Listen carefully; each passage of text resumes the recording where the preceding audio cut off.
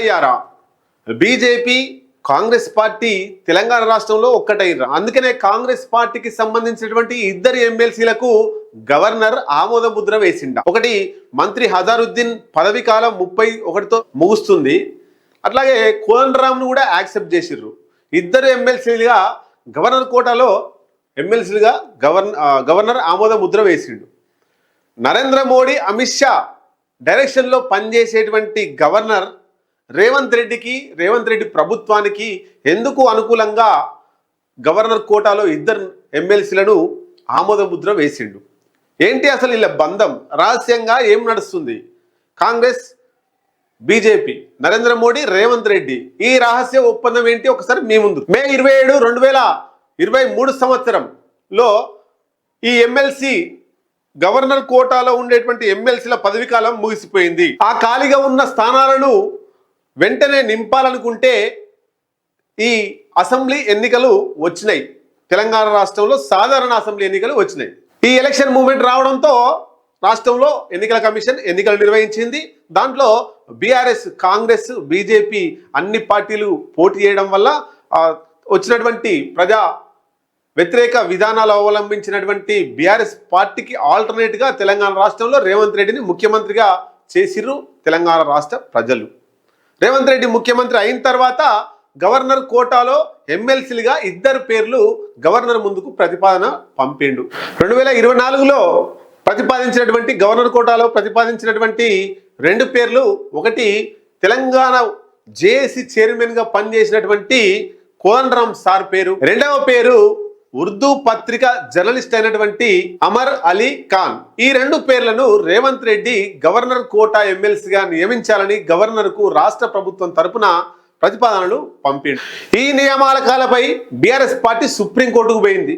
సుప్రీంకోర్టులో వాదనలు విన్న తర్వాత అమర్ అలీ ఖాన్ అనర్హుడు, ఎమ్మెల్సీ పదవికి అనర్హుడు, ఆయనను నియమించరాదని సుప్రీంకోర్టు చెప్పింది. సుప్రీంకోర్టు జోక్యం వల్ల ఈ రెండు పేర్లు తాత్కాలికంగా ఆపివేయబడ్డాయి. అమర్ అలీ ఖాన్ని పూర్తిగా అనర్హుడుగా ప్రకటించడం వల్ల మళ్ళీ ఆయన పేరు ఎక్కడ కూడా తెర మీదకి రాలేదు. ఇప్పుడు తెర మీదకి వచ్చింది ఇద్దరు పేర్లు. ఒకటి కోదండరాం సార్ పేరు. అట్లాగే ఎన్నికలలో ఏదైతే జూబ్లీహిల్స్ ఎన్నికలు జరుగుతున్నాయో నవీన్ యాదవ్కు ముస్లింల, మైనార్టీల ఓట్లు పడాలనే ఉద్దేశంతో రేవంత్ రెడ్డి అప్పటికప్పుడు అక్కడ మీటింగ్లో మాట్లాడుతూ ఇక్కడ నవీన్ యాదవ్ గెలిస్తే అక్కడ ఉన్నటువంటి అజారుద్దీన్కి మేము మంత్రి పదవి ఇస్తామని చెప్పేసి మంత్రి పదవి ముందే ఇస్తున్నామని ఎన్నికలకు ముందే మంత్రి పదవి ఇచ్చారు. అక్కడ ముస్లిం మైనారిటీ ఓట్లను కాంగ్రెస్ పార్టీ వైపు మళ్లించడం కోసం ఇచ్చిన మాట కట్టుబడి రేవంత్ రెడ్డి అజారుద్దీన్కి మంత్రి పదవి ఇచ్చిండు. ఆ మంత్రి పదవి ఇచ్చిన తర్వాత ఖచ్చితంగా 6 నెలల లోపు ఎమ్మెల్సీ గానో ఎమ్మెల్యే గానో ఎన్నికై ఉండాలి. ఏదేని చట్టసభలో ఖచ్చితంగా ఉండాలి. ఇటు శాసన మండలిలో అయినా లేదా అటు శాసనసభల్లోనైనా సభ్యత్వం కలిగి ఉండాలి. అయితే నిన్నటి వరకు ఈ అజారుద్దీన్కు ఇటు శాసన మండలిలో లేదు, అటు శాసనసభలో లేదు. ఇది 31 వరకు 6 నెలలు ముగుస్తుంది కాబట్టి ఖచ్చితంగా అజారుద్దీన్ రాజీనామా చేయాల్సిందేనని అందరూ అనుకున్నారు. రాజీనామా చేస్తారనేటువంటి ఊహాగానాలు, చర్చలు బాగా నడిచినాయి తెలంగాణ రాష్ట్రంలో. మంత్రి రాజీనామా అంటూ హెడ్డింగ్లు కూడా పెట్టి రాశారు. గతంలో ఉన్నటువంటి మన రాష్ట్రానికి గవర్నర్ జిష్ణుదేవ్ శర్మ, ఆయన కోదండరాం సార్ పేరు ఆపిండు, తర్వాత అమర్ అలీ ఖాన్ పేరు ఆపిండు. అంటే కేంద్ర ప్రభుత్వ ఆధీనంలో గవర్నర్లు పనిచేస్తారు. మోడీ, అమిత్ షాలు చెప్పినట్టే పనిచేస్తారు. వాళ్ళ డైరెక్షన్లో పోయినసారి జిష్ణుదేవ్ వర్మ ఖచ్చితంగా ఇద్దరిని ఆపిండు, కాంగ్రెస్ ఎమ్మెల్సీలను కాకుండా. అయితే ఇప్పుడు ప్రతిపాదన పంపి చాలా రోజులు అవుతున్నా కూడా గవర్నర్ ఆమోద ముద్ర రాలేదు. ఎగ్జాక్ట్లీ మంత్రి పదవి పోతుంది ఈ నెల 31తో అని అనుకున్న సమయంలోనే కొత్త గవర్నర్, తెలంగాణ రాష్ట్రానికి కొత్తగా నియమించబడ్డ శివప్రతాప్ శుక్లా ఆమోద ముద్ర వేసిండు. జిష్ణుదేవ్ శర్మ ఆపేస్తే ఇప్పుడు శుక్లా ఆయన నామినేట్ చేసిండు, గవర్నర్ కోటా ఎమ్మెల్సీలను అప్రూవల్ ఇచ్చిండు. మరి ఎందుకు ఆ గవర్నర్కి ఈ గవర్నర్ తేడా ఏంటి? ఆ గవర్నర్కైనా ఈ గవర్నర్కైనా దిశానిర్దేశం చేసేది కేంద్ర ప్రభుత్వ పెద్దలే, అటు మోడీ కావచ్చు, ఇటు అమిత్ షా కావచ్చు. ఎందుకు మరి ఈ రాజకీయాలు ఏం జరిగినాయి? ఒకవేళ నిజంగా ఇవ్వాలనుకుంటే ఆ నామినేట్ పోస్టులను ఖచ్చితంగా గవర్నర్ ఆమోద ముద్ర వేయాలనుకుంటే 31 తర్వాత మంత్రి పదవి పోయిన తర్వాత ఆమోద ముద్ర వేయొచ్చు కదా, కరెక్ట్గా మంత్రి పదవి ఇవ్వకుండా 31 లోపే ఎమ్మెల్సీలుగా ఆమోద ముద్ర ఎందుకు వేసినట్టు? నరేంద్ర మోడీకి రేవంత్ రెడ్డికి ఇద్దరి మధ్యలో రహస్య ఒప్పందం ఏమన్నా కొనసాగుతుందా అనేటువంటి చర్చలు కొనసాగుతున్నాయి. ఎమ్మెల్యే ఎలక్షన్లకు వచ్చేసరికి మేము బరాబర్ ఉంటాం, ఎంపీ ఎలక్షన్లలో మీకు ఇండైరెక్ట్గా సపోర్ట్ చేస్తామని రేవంత్ రెడ్డి మోడీకి ఏమైనా హామీ ఇచ్చిండా?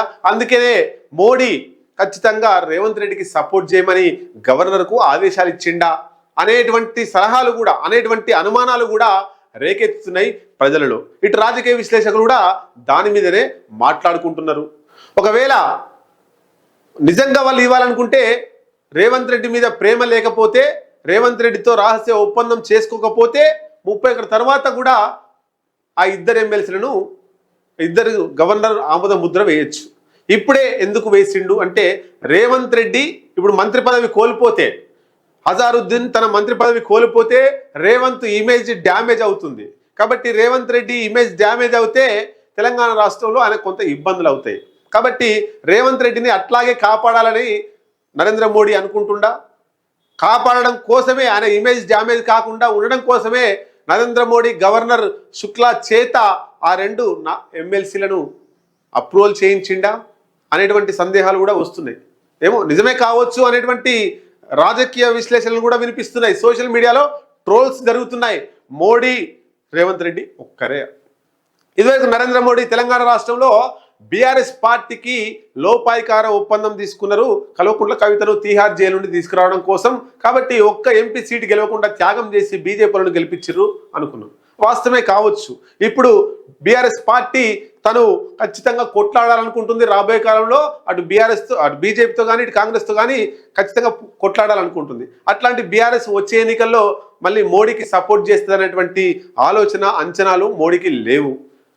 బీజేపీకి వ్యతిరేకంగానే బీఆర్ఎస్ పోతుంది అనేటువంటి ఇండికేషన్స్ కూడా మోడీకి ఉన్నాయి. కాబట్టి వచ్చే ఎన్నికలలో మోడీకి ఎవరు సపోర్ట్ చేస్తారంటే రేవంత్ రెడ్డి సపోర్ట్ చేయాలి ఇండైరెక్ట్గా. కాబట్టి రేవంత్ రెడ్డిని కాపాడుకోవాలనే ఆలోచనలో మోడీ ఉన్నాడేమో. అందుకనే శివప్రతాప్ శుక్లతో ఆమోద ముద్ర వేసిర్రు. మంత్రిగా అజారుద్దీన్ అవుతుండు, ఎమ్మెల్సీగా కోదండరామ్ అవుతుండు. తద్వారా రేవంత్ రెడ్డి ఇమేజ్ డ్యామేజ్ కాకుండా కాపాడగలిగిండు మోడీ. అంటే సింపుల్గా ఇద్దరి మధ్యలో కోఆర్డినేషన్ లేకపోతే, మోడీ మధ్యలో రేవంత్ రెడ్డి మధ్యలో కోఆర్డినేషన్ లేకపోతే 31 తర్వాతనైనా నామినేటెడ్గా ఎమ్మెల్సీలుగా వాళ్ళను ఆమోద ముద్ర వేయచ్చు. ఈలోపే వేసిర్రు అంటే రేవంత్ రెడ్డికి ఇండైరెక్ట్గా మోడీ సహకరిస్తున్నాడు. అంటే ఇది ఫ్యూచర్లో రేవంత్ రెడ్డి మోడీకి ఇండైరెక్ట్గా సహకరించాల్సిందేనా అనేటువంటిది చర్చించుకుంటారు. చూద్దాం. మోడీకి గతంలో బీఆర్ఎస్ బీజేపీ రహస్య ఒప్పందం ద్వారా ఎంపీ ఎన్నికల్లో పోతే, వచ్చేసారి కాంగ్రెస్ బీజేపీ రహస్య ఒప్పందం ద్వారా ఎన్నికల్లో పోయే అవకాశం ఉందేమో చూద్దాం. రేవంత్ రెడ్డి నరేంద్ర మోడీ